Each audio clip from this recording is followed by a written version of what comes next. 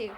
Hello, Sunshines! Sunshines! Welcome back to the Nicki Sun Show. I am so honored because this next guest is not only a fantastic creator, we are longtime friends, at least 10 years. I think we both moved to Wow. Los Angeles together. But for those who are just listening, make sure you hop over on YouTube because this is a actual video as well, a vodcast as we call them. But I am talking about Sidney Raskind. I love that your name has kind in it.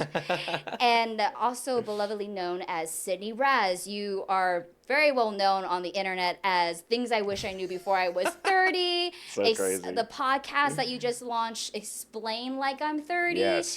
And you're also the host of your own show, Are You Kidding Me? Yes. That's incredible. And so, like, all of this has happened, like, after we had met 10 years ago. And we can get into how we met each other a little later. But I think I want to just say thank you, first of all, for inviting us into your home. Oh, thank you for coming. I mean, I appreciate it. It's just like, it's such a cool thing to just be able to record this at home. Yeah. So explain to this. Do you have a name for this? I know like Barbie's or Ken had his Mojo Dojo Casa. Yeah. Do you So have actually, a name right for behind this? your head is this little placard.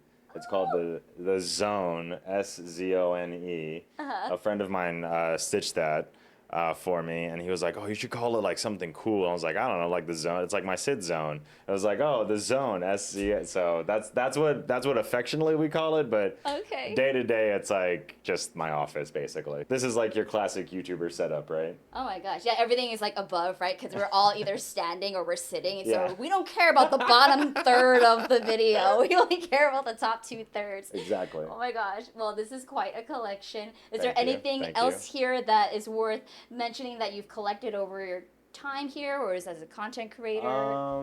Not here. I would say that like mostly this is all like very sentimental stuff that I've just had like throughout my life. Like this entire jar of bottle caps, or this picture of actually me and V under the desk news. Aw. She's amazing. Incredible creator. She basically like created the nice side of TikTok news, and we became really good friends. And yeah, I think that's like one of my cool things about being a creator recently. And then all my bottle caps, and I have a jar up there that's like all my good feelings and good vibes and stuff. Yeah, and we can't forget your lovely wife. Oh yeah, of course, my wife right there. And then also Yeah. actually behind you as well is my featured creator badge from VidCon, which like that's probably like my most prized possession, just because it took me forever to get that. Oh, how long? 14 years? 14 years. Wow. You remember yourself going as a fan back Yes. then, and now you're the creator that Yes. fans come to Yes. see. Is that Yes, wild? exactly. And I think that's, to me, it was like one of these like big moments of like, oh, I did it. And once it's this weird moment where like everyone's like, oh my gosh, like you reached your goal in life. Like, how do you feel? How do you feel? And I didn't have any imposter syndrome, which was like the craziest thing. Wow. I was there as a featured creator, and I just thought, yep, exactly. This is where I was supposed to be. I was supposed to be here the whole time. Wow. And it felt really good. Yeah. You know, I've been talking to a lot of people with imposter syndromes, but like you're saying you don't, and you admit it. So that's really cool to dive into that a little bit too. And I had imposter syndrome for a long time for everything. I mean, a lot of things like I still did, but like when it came to being a featured creator at VidCon and like finally like getting that moment of like, oh no, like this is what I'm this is what I was supposed to do the whole time, and I feel like I've just sort of like been waiting and wanting it for so long that like my brain was already there, and it felt good to just like be recognized inside the community and be with people that like I have been friends with for so long, like as a member of that community finally. Yeah. So I think that was it. I think like a lot of imposter syndrome comes from like not knowing anybody, but I was super lucky enough to like know a lot of people already. So I think that's probably part of it. Well, you said 14 years, so I would love for you to walk the audience through that, because you know the success that you're seeing right now did not happen overnight. No, definitely not. It's been a long, arduous journey. You've pivoted in so many ways, so I'd love for you to like just take your time and explain that, because really what I hope this podcast does is share with younger generations or people who are just looking to get into it that, you know, this is the process. And a lot of your favorite creators that you see online, you might think they had overnight success, but it's far from the truth. Yeah, I mean, I really love talking about this just because so many of what you see so much of what you see on the internet especially is just based around like that viral hit. Yeah. But most viral hits took a lot of effort to make. And I always think about it like it's easy to go viral one time. What's really hard is going viral every single day. Yeah. And that's how you have to grow an audience these days, right? Yeah.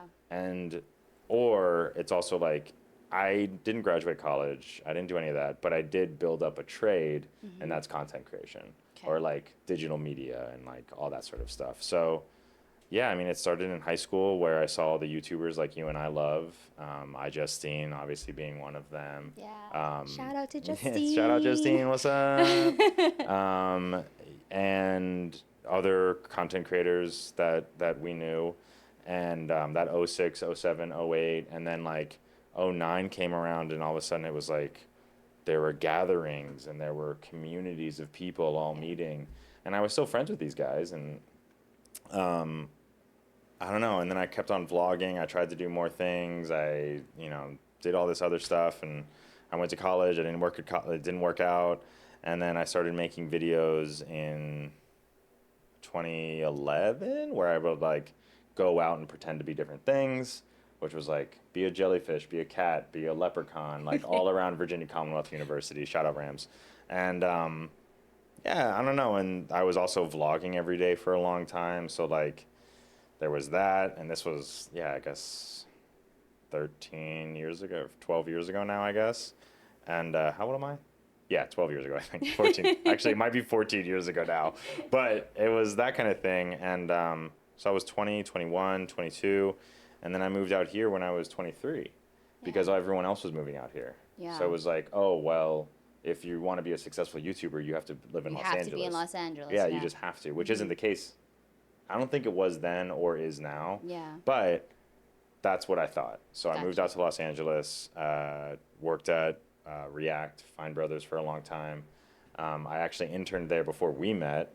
So there was that. And then we met at Google. Yes. And then in between all of that, it was like, hey, in my heart of hearts, I was always a YouTuber, right? So I'm still the YouTuber. Even when we met, it was like, oh, you upload to YouTube too? Cool. Like, that's so cool. That's so cool. And then, yeah, just sort of like we worked together for 10 months or whatever it was. Yeah. Something like that. 10 years ago. And crazy. And then I went back to FBE, and then I worked there for about 5 years. And that's where I kind of like feel like my trade really came into its own, where I was a social media manager, I was a traffic coordinator, I was a channel manager, I was like content operations, all that sort of stuff. Yeah. And I sort of found how much effort it takes to constantly upload, constantly be in the comments. And I really do think that was like kind of like my trade school, which was like I stayed there for so long because I knew that I was like just ingesting all of this information. So then when I was let go in 2020, and the pandemic was there, and I was... Was this right before the pandemic It was right before the pandemic. Oh, wow. Yeah. So I had been there a long time, and the relationship just sort of fizzled, and it was just time. So then 2020 hits, and then I'm unemployed for 10 months.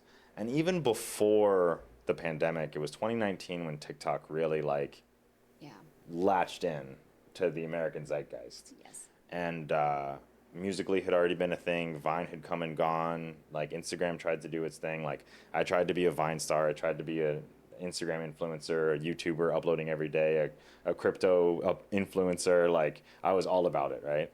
I think I remember that. Yeah. I was like, I see the journey. Yeah. I fail. And then in 2019, right before I left FBE, I was like, I know how to do this. I know how to upload every day. And like, just if I just can do that, upload every single day onto TikTok, it doesn't matter what it is, I will find the audience. And I knew it. And then I did upload every single day, kind of like in a vlog format, where I used the same sound every single day. Like TikTok, absolutely still incredible because you can like create yourself as the meme, right? Whatever is the trend, you can create yourself in it. So you don't really need to do any work for it. Yeah. So someone like me who always had a really hard time like coming up with concepts that felt like they were, I don't, it was like a very weird thing. Yeah. But I knew that if I just uploaded, that's 5 people, that's 5 people, that's 5 people, multiply that by 365 days, and then all of a sudden upload twice a day, 3 times a day, don't waste any time because you're not getting paid for it. And then I uploaded the thing I didn't know until I was in my 30s, and I was like, oh, right, cool. And I've obviously like testing formats throughout that entire time until things I wish I knew before I was in my 30s, and that was sort of it. When was the time that you posted that video? Because now you're kind of known as this guy, right? So Yeah. from the 14 years, like, when was the day? Do you remember the day? Do you remember what was happening? Yeah. What was that video? So I remember posting a type of content that was similar to it, Okay. but different, a year before. And that was things you should know about Los Angeles before you move here. Okay. Right? So nobody calls Cali Cali. Don't say that. Right? That kind of thing. Okay. Or you're going to have parking issues anywhere. So just get used to, like, it's fine, right? Yeah. Or you can find parking in certain parts of Venice or whatever, right? Yeah. So, like, there was that kind of thing. Or, like, Hollywood and Highland is actually pretty sad. So, like, that sort of thing. And that was a year before I posted Here's Something I Wish I Knew. And when I did it the first time, it was around Passover because I said, here's something I wish I knew before I was in my 30s, how to eat matzah without getting crumbs on yourself. And it was just this weird thing. At least that's in my head, the thing that really hit. But then another one that really hit was you don't have to drink all of the booze. You could just save it for later. Yeah. Right? Yeah. And that, I think, hit with a lot of people because they were like, oh, that's definitely something I didn't know until I was in my 30s. Yeah. Because, like, you really don't have to drink all the booze. You could just save it. Yeah. Like, and the caps. Yeah. Well, so, and these bottle caps, these are from all my Pabst Blue Ribbon collection. But, like, these, so this is going to be a crazy aside, but this is my favorite collections. All of these bottle caps have cards on them. So, Yeah. like a King of Hearts I or didn't know that. all that stuff. So underneath all the bottle caps of Pabst Blue Ribbon, they have those. So I've collected like 5 or 6 full decks of cards Oh with my bottle gosh. caps. Yeah. I remember because when we were at Google together, we had a NFL fantasy draft. Oh yeah. And Sidney would always get all about the PBR. Yeah. And I was like, what is this PBR? True. Yeah. I know, and it was so weird to me because like we were in Venice, Yeah. California, Yeah. and they're like very like, oh, there's like all kinds of beer and like We have craft beers. Yeah, with like all these like, and I was in Santa Monica once, probably with you, and I was like, oh, like which beer do you want? Like all these things, like we have such a wide variety of so like a 45 different IPAs or whatever. I was like, PBR, please. You know, and they were like, okay. Like okay. So yeah, so I say it as a man who knows what he wants. So, yeah, you know. exactly. It's like I know I just want a refreshing beer. It's fine. Oh my gosh. But yeah, so like, and then that was in May. No, that was in April of 2021 Wow. when I posted that, and then from like April to August of maybe September of 2021, I went from 90,000 followers on TikTok to 1 million followers on TikTok. Wow. You And hit your that- first million. Yeah, I know. And that Out of was all the crazy. platforms, Out right? of all the platforms. Yeah. And what did you start on first? Do you remember like the first social Uh, platform My that? very first social Yeah, platform. even if it's not here, like, you know, even if it's like what, MySpace, I would say even My MySpace. very, very first social platform was MySpace. Okay. Yeah, and then from there, once MySpace was devalued in the zeitgeist, Rupert Murdoch actually destroyed it. Then it was Facebook, and then I remember seeing Facebook at my brother's college dorm Yep. in North Carolina. Yep.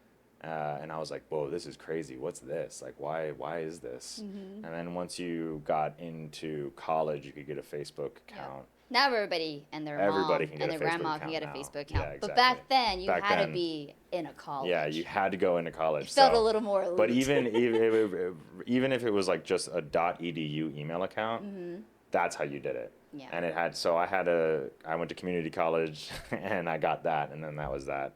And then it was Facebook, and then in the middle of MySpace and Facebook was YouTube. And then YouTube really picked up for me. At first, it was just like a place to watch movies that had been ripped from other places. And then it was like Smosh was uploading and like all of these crazy things. And then I saw all of these people start to get famous, and it was just like, my mother always, would say something like, good luck trying not to work behind a desk your entire life. Like, because we lived outside of DC. So like, if you don't work in the government, then you don't really have a choice. Yeah. At least it's the most stable job there. But yeah, and I knew that internet fame was the answer. It's crazy that Creation. you knew from a very young age, though. You know, like I feel like even moving down here, I was like, I don't know. Like, I felt like I was at home saving up because I didn't want to move back. Yeah. If I got into a rainy day. Yeah. So, I mean, like your mom said, like you guys were in DC. So Yeah. if you're not in the government, so what was that kick in the butt that made you go like, I have to save up, I have to move to Los Angeles? Yeah. Did you know people in LA? I didn't know anyone in Los Angeles. Wow. So my brother moved here about 40 miles north. And, I basically told him, I was like, hey, man, sorry to tell you, but I'm moving with you and your new family, your 2-week-old daughter. I'm moving in with you. God bless my sister-in-law for, like, letting that happen. Okay. Because it was wild. All right. And it was just one of those things where I didn't know anyone here. I knew that it was closer to all the YouTubers, and that's all that mattered. It was just, that was all that mattered. Yeah. And even like in high school, all throughout my education, everyone was like, what do you want to be? What do you want to be? What do you want to be? And I never had an answer for them. So for me, it was always, I don't have to have an answer because I know that at some point, uploading videos to the internet, I don't know, it just always made sense to me. And I always loved it so much. And I just loved how much my friends were succeeding. And like, I was always like, hoping to be there with them, like at VidCon, and and I don't know. I think I remember seeing Dax Flame in a movie, and he was a prominent YouTuber, like one of those first viral stars. And I remember seeing him in a movie, and I was like, God damn it! Like I really have to like move to Los Angeles. Yeah. But I didn't. But even recently, I was like, oh, I don't know if I want to be like in movies or on TV shows or anything. I just think I just want to do this, and it's good to succeed in this. And there's hundreds of millions of subscribers and available, but it was just like, I knew that I couldn't stay in Virginia. Yeah. I think now it's a little bit different, but like, if I had stayed in Virginia, I wouldn't have the life that I have now. So for me, it was just like, it was almost like I needed to get out in order to succeed, and that's all that mattered, really. Wow. Yeah. Wow. Well, thank you for like taking us through that journey. And I just want to like pause for the audience. How many followers do you have right now? I have 1.1 million on Instagram. Okay. I have 4.3 million on TikTok. Yeah. I have over 100,000 on Snapchat. Those are my big three. And then I'm working on YouTube still. Wow, So like, that's another thing, right? Like YouTube is still my white whale of like, this is the love of my life. I need to have this succeed. And I think that I've been lucky enough to have this growth on other platforms so that I can fund YouTube, because YouTube is so fundamentally different than it used to be. Oh, yes. And it takes so much more. I mean, but like it takes so much more investment than it used to. But now with the YouTube Shorts, I mean, how does that affect your process? Do you like to put content which is the same across all vertical platforms, or do you try to keep it different, or like? So YouTube is interesting. So I always recommend syndication across all platforms. Create one piece of content that you can just syndicate, right? If anything, to natively upload to the platform so that it has the best chance of succeeding. And also because if it works on certain platforms, it might work on the other platforms, right? But on YouTube, since their algorithms are so intertwined with shorts and long form VOD, it's interesting because when I upload the same videos I upload on TikTok and Instagram, it just doesn't work. So the videos that are working, the shorts that are working on YouTube are more in line with the long form content that I'm posting, which is like reacts, live stream clip downs, and live streams. So that's what is performing better on YouTube. So it's like, since I think the problem is, since my channel is so old, it's like 13, 14 years old at this point, there's so much recalibration that needs to happen, and I think that's what's happening on YouTube. Would you start a second channel, or are you just like, Yeah. no, I want to keep it on this channel? Well, We'll make it work. since I'm Sidney Raz everywhere, Yes. which is the positive of being so old on the internet and just scooping up Or usernames. having a cool name Yeah, that no one or- else has, because Yeah. I spell mine Nicki, and so Yeah. I get to claim everything Yeah, too. exactly. Yeah. But so since Sidney Raz is me everywhere, I really do want to make Sidney Raz work, because I'm Alright. not starting from 0-0. Yep. And maybe if I started a Sidney Raz Reacts or Sidney Raz something, it would be better. But I'm just like, maybe I just don't want to let it go. I've never, because every No, time I've been yeah. thinking about this a lot more, like, why don't you just start a new channel? Like, Sidney Raz Shorts, like, just makes sense. But Yeah. That was just more for the but yeah. algorithm. But I That's will true, say yeah, that's that in that sense, that's why I started a tech channel. I just felt for a long time kind of paralyzed because I was like, where do I put it? Because Yeah. tech is very much a part of me too. And, you know, it was after talking to iJustine, because she used to have 7 different channels and Yeah. upload 50 videos a day. And then one time she was like, I've had enough, and Yeah. just got rid of everything and just became iJustine everywhere. Yeah, exactly. And so I'm just like, you know, I'm not at her level, but at the same time, I'm like, gosh, that clarity does help so much. Yeah, and it just helps because, like, if you if you think about it too, like, I already upload to 5 channels. I already have to maintain 5 channels. Yeah, on your top 5. Yeah. Yeah. So, like, to do it somewhere else, even natively on YouTube, is like, I mean, that's a lot. Yeah. So, I mean, I don't know. I'm thinking I'm sort of like dipping my toe into the idea of starting another channel, but Okay.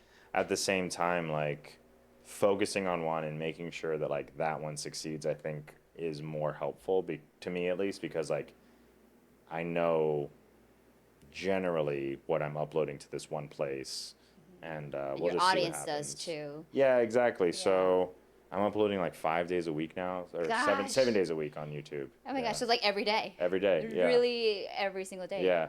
Wow. So Friday, Wednesday's live stream, and then that piece of content basically creates the content calendar.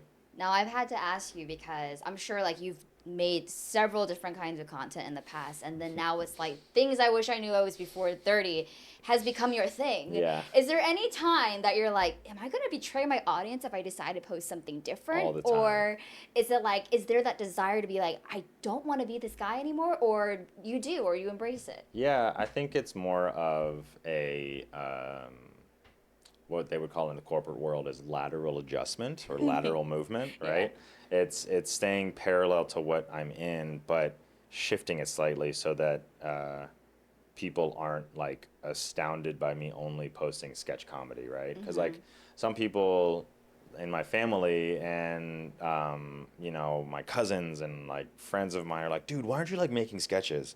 I was like, hey, if I was a good sketch writer and performer, I would make those, but I'm not. So I'll just use all of the things that I learned from sketch and comedy to make the videos that are succeeding a little bit better, right? So like I'll let a joke breathe. Yeah.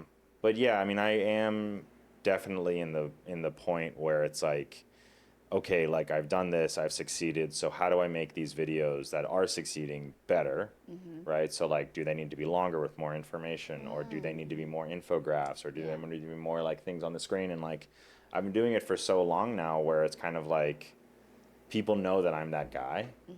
So if they know I'm that guy, what else would that guy do?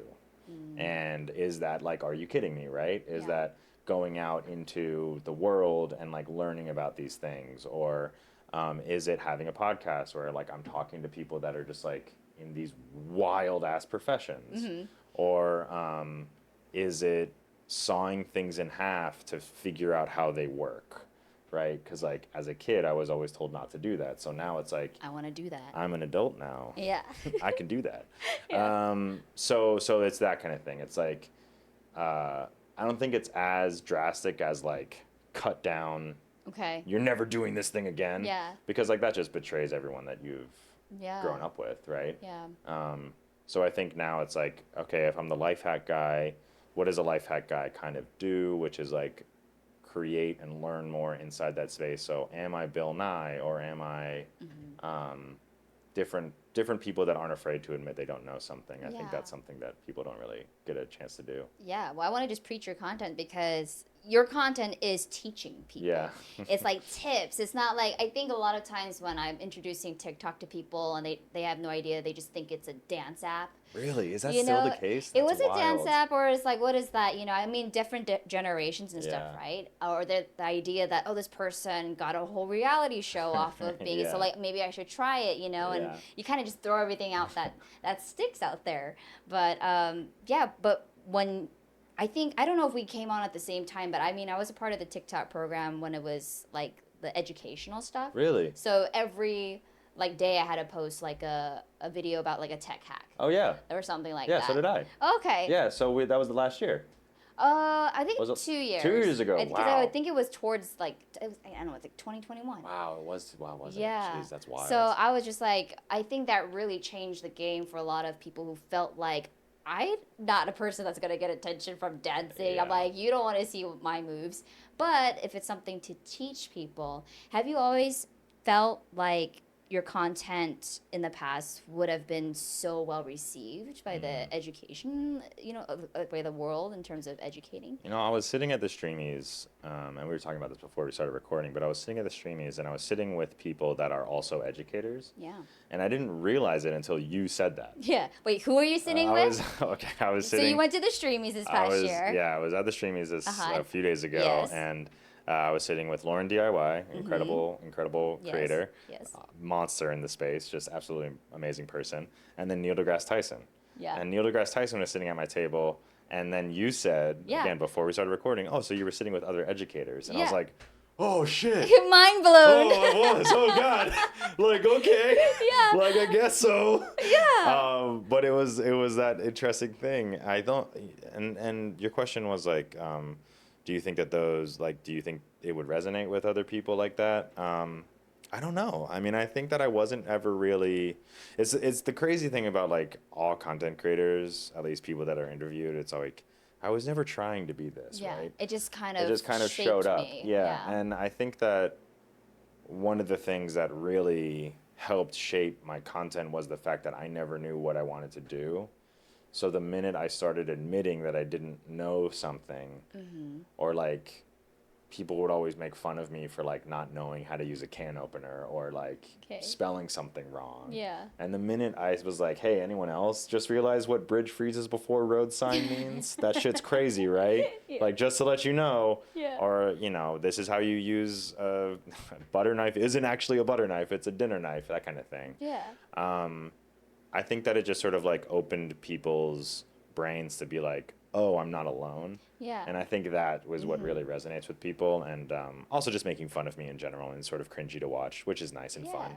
But I mean, it's such a testament that I think people really want to watch people who are authentic about not knowing, and that it's okay. It's like the whole idea, like there's no such thing as a dumb question, but sometimes you could be afraid to ask it because for fear of looking silly or dumb, and you have taken that and have really catapulted yourself into TikTok stardom and fame. So it's just Wow, that's so crazy for you to say that. wild, you know? That's like so wild to hear you say to that. admit that you don't know something could really, like, you know, you're not telling everybody, oh, this is what I know. This is like what I don't know. I think that people like that look like me generally make people feel bad about not knowing something. So when you don't do that, Yeah. and you're nice, Yeah. it's kind of crazy to see that. Yeah. Okay, but I do have to ask though, because I know you have a lot of videos. Are there things though that you do know, but you feel like, oh, it's not gonna be on brand if I say I do know how to do it, or do you just skip that video altogether? Nowadays, I'm lucky though, because my script is, here's something I didn't know before I was in my 30s. Okay. So people assume that I just turned 30. Okay. I'm 34. Okay. So I technically may have known it before I recorded the video, but I didn't know it until I was in my 30s. Gotcha. So that is your caveat. So that's great. So like there's some things that I did know. Okay. Like there are things like I think the biggest one that I'm really proud of is how to use a can opener, which is the one that, you know, you put it on the top instead of the side. Yeah. And I didn't learn that until I was in my 30s, but I learned it like 2 years before I recorded the video. So it's like after a while, I think I got really lucky in getting into a space where it's like if there's a viral hit, I can just try it, right? So like how to put on a shirt inside out without turning it inside out before you do it. And I didn't know that before I was in my 30s. Yeah. And then it kind of mutated into this life hack guy. But like I didn't know that there was a giant government cheese refrigerator in Missouri until I was in my 30s. So that's weird. Yeah. But it's also just kind of like most of the things that I do for the first time, that's my real, genuine first time reaction. Yeah. And I try my best to really capture that. And I think that's also something that resonates with people. And yeah, I mean, no, actually, there aren't really many things. Now there are. There's a lot of things that I know now because I've been doing it for 2 years. Yeah.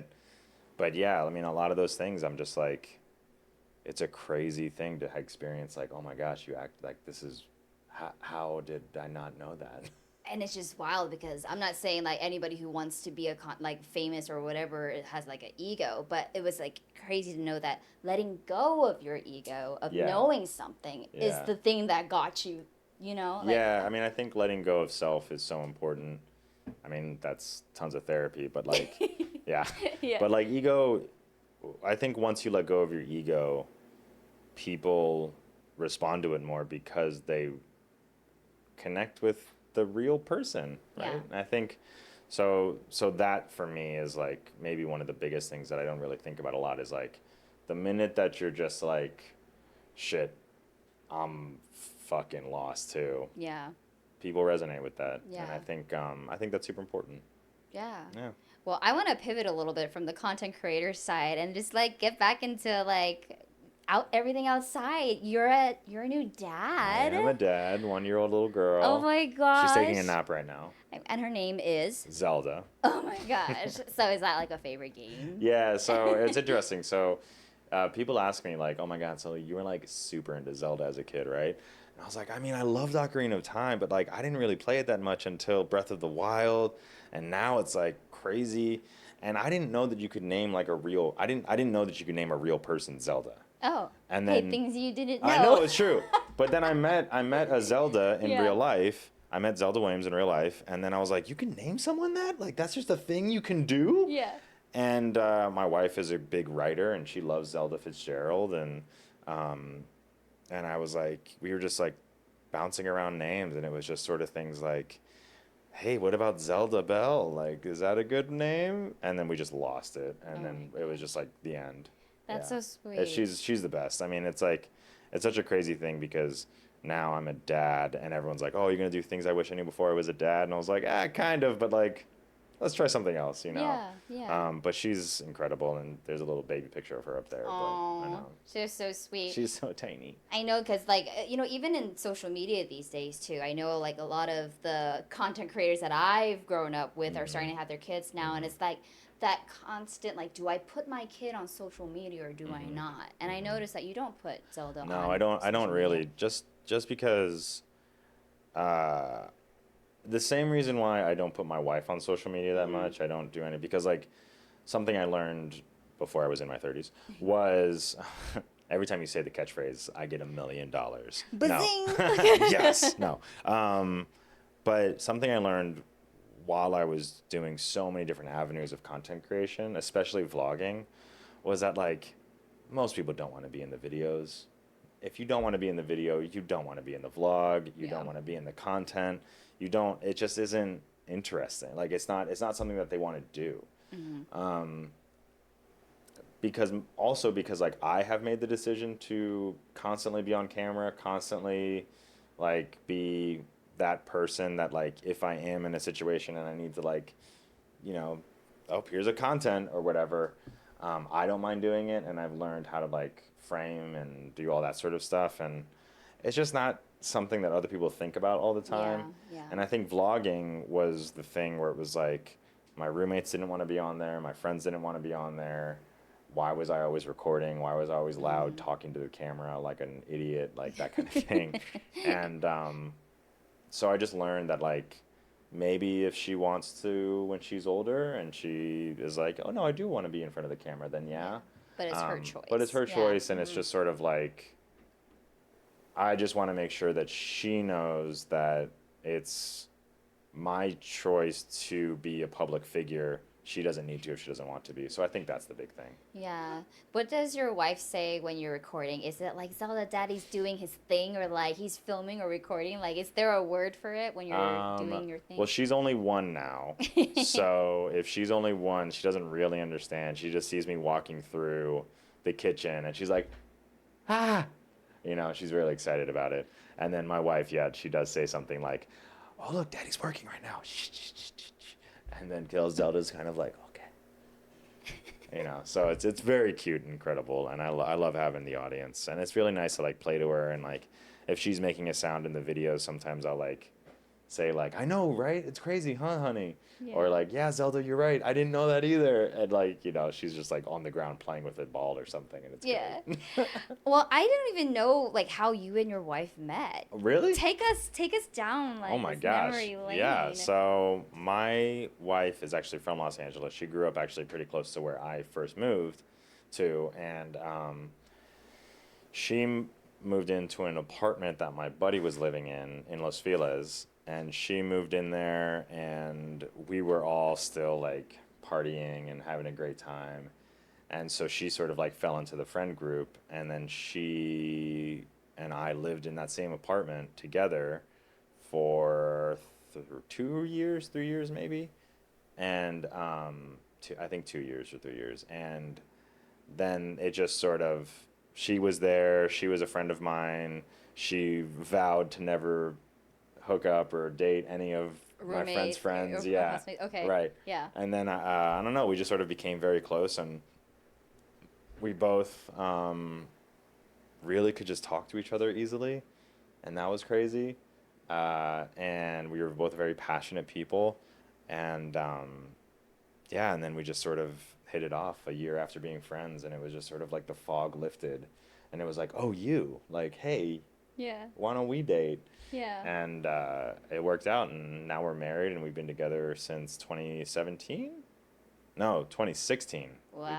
We've been together, and we've been married for 3 years. Wow.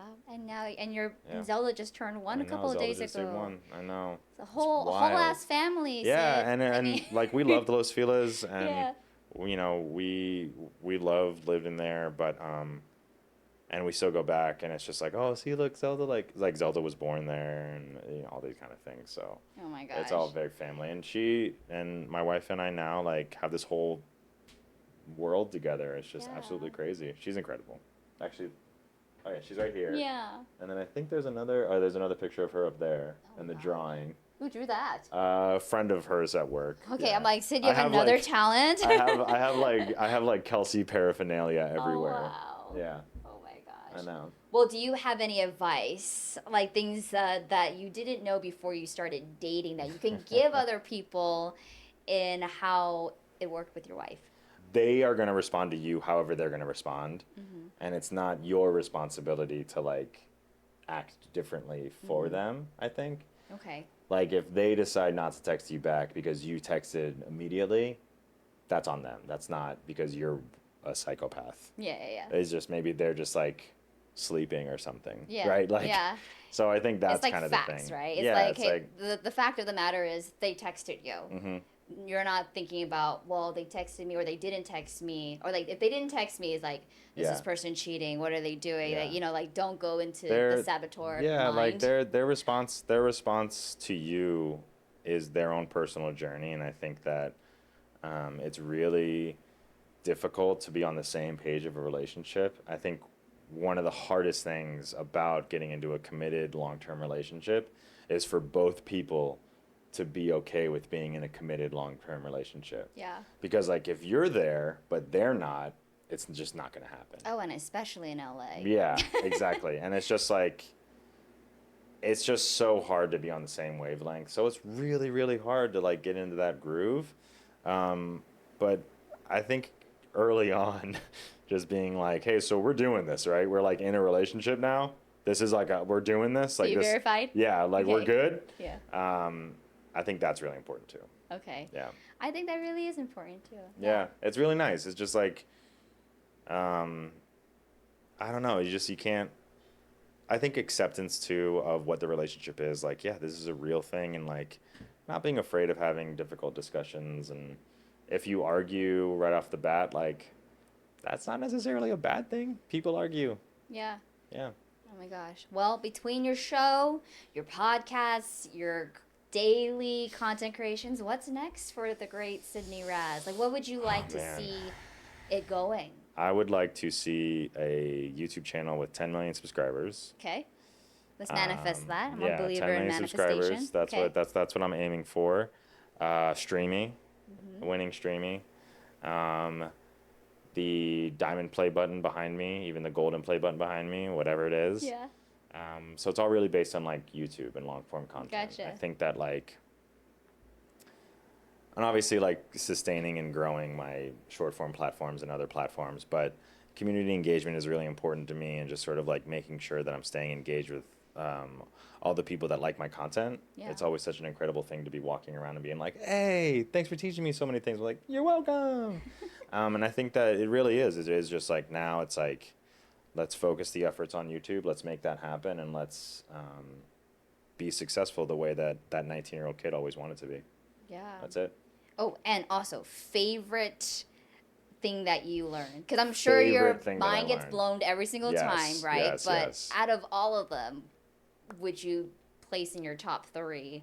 Top 3. Yeah. Oh, thank you for asking. So Yeah. everyone's always like, "What's your favorite No, one?" it's like asking for a favorite child, but if you have 3 children, like, you know, oh you're gonna be your top 3. My favorite child is the one that isn't mean to me. I think the one that I use regularly would be putting the cardboard box into the cooler, spreading the ice around that, and then lifting up the cardboard box from the cooler. I really love that one. I used that one recently. It's great for parties. Great for parties. And it's so much easier to load a cooler. Nothing drips, nothing's getting soggy. It's incredible. Yeah. And you can fit all of the, it's excellent. Everyone should do that one. Seriously.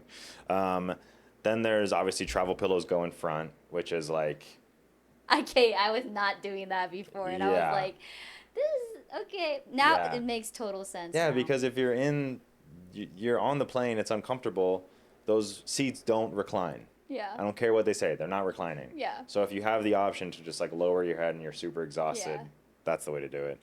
And then one that I didn't use until I had a dishwasher that I use every single time I load the dishwasher is mugs go in at an angle on the top rack of the dishwasher. Okay. Blows my fucking mind every time I do, because I was loading in my mugs vertically, and I was like, why is there always water on the top of these mugs? Yep. On the like, this is ridiculous. Like, this should not be. And then I just put them in an angle. There you go. No more water. Solved it's every mystery. Nicki, I'm telling you. So I know I didn't have a dishwasher for 10 years, but the minute I did, I figured it out. It changed my life. Yeah. Oh my gosh, I can see it change your life. But I mean, like when we had met at Google, that's actually where we met Justine. Yeah. She walked in when we did it. Oh, really? Oh, yeah, she did Google S. We didn't get to like fit her. Yeah. I don't know. Do you remember who got to fit her? Probably like Andy or someone. Andy or Daniel. Yeah. Or Elena. Yeah, Elena. Someone. Yeah. It was someone. One of the like, bosses. One of the like bosses and really attractive people. Yeah. Yeah. I remember us both freaking out too. We were like, dude, you guys don't know. I know. This is crazy. I was like, you don't know who this person is. Of course, you know Lewis Hamilton and all these other folks that came in. But I was like, this is the girl that I follow that I admire so much. This is like the YouTuber you need in here. I know. Well, I mean, speaking of that, like, do you have any collabs that you like have for the future coming up? Like who would be on your list of who you want to collab with? Actually Lauren DIY would be pretty cool. Okay. The Try Guys would be pretty cool. Yeah. Who else? I think there's other life hack people in the space, but I would really collab with anyone. Honestly, I think that if our content matches and it feels good, then I think that would be incredible. I mean, I think that's another reason like YouTube is so important, because creating that type of atmosphere where we can like cross collaboration. Michelle Kahn recently, she won the Streamy of the Year. She's incredible. You know, anyone that sort of like wants to collab, I think, is an important person to collab with. And I think that like as long as we're both very passionate people and can create very good content together, then that's who I want to collab with. Yeah.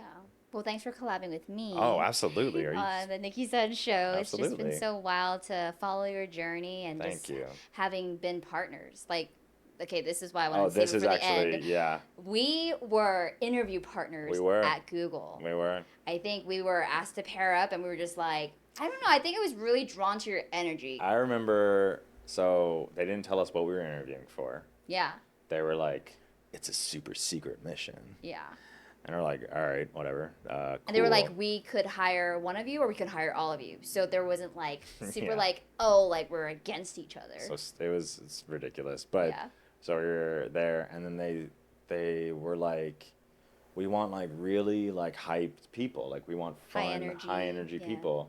And they told us to present I don't even think they gave us anything. We like had to come up with it. They're like, present whatever you want. Yeah. In a form, and we're like, oh, so we're both YouTubers? Okay, cool. Yeah. So how I'm about like, we this is go? gonna be a piece of yeah, cake. no, and it really was. Yeah. And we went out there and we slayed. we fucking demolished. We slayed that I remember interview. that so well. It was just like, it was the last thing. It was the last question. It was like, Yep. bring out the energy, and I knew walking out of there, I was like, Nicki and I just crushed it. And like, if I don't see him when we start this I know, job, I then it's know. gonna be like, yo, on to weird stuff. I know, and we were so hyped. We were basically like presenting like to a college or whatever. Yeah. Is that the prompt? And we're like, all right, cool. So we're gonna go out there and just like be high energy and be like, yeah, here we are. Like, Yep. thanks so much. I think about that all the time. Yeah, It and I was the also best. remember like we made those videos for the internal team too. Oh yeah, we did. It was like we were making our own YouTube videos. We did, and we were like, oh, so we're just YouTubers.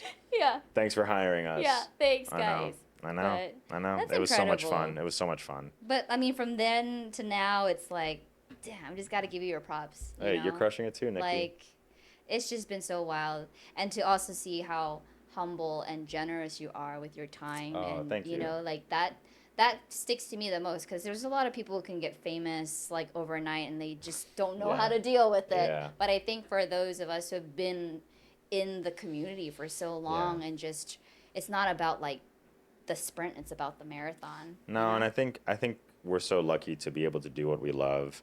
So it's like, I would do this any day than sit in a meeting for 2 hours at an all hands. Yeah. I don't give a flying fuck about that all hands, but I do care about you. So that's what matters. Oh. Yeah. Well, thank you, Sidney. Absolutely. Thank you for having me. Anything you would like to share, leave parting words for our audience? Anything. Thank you so much for watching and listening. Subscribe to Nicki's son, And wherever subscribe you to are. Sidney Raz. He will have that channel. She deserves it so much. And hydration equals happiness. Don't forget to drink water. Yeah, and sunscreen, okay? And sunscreen. Yes. Sunscreen. Oh my God, sunscreen. Well, thank you so much. Thank you, Nicki. And thank you, as always, for listening to the Nicki SZone Show. We'll see you and hear me, I guess, in the next episode. Bye! Bye.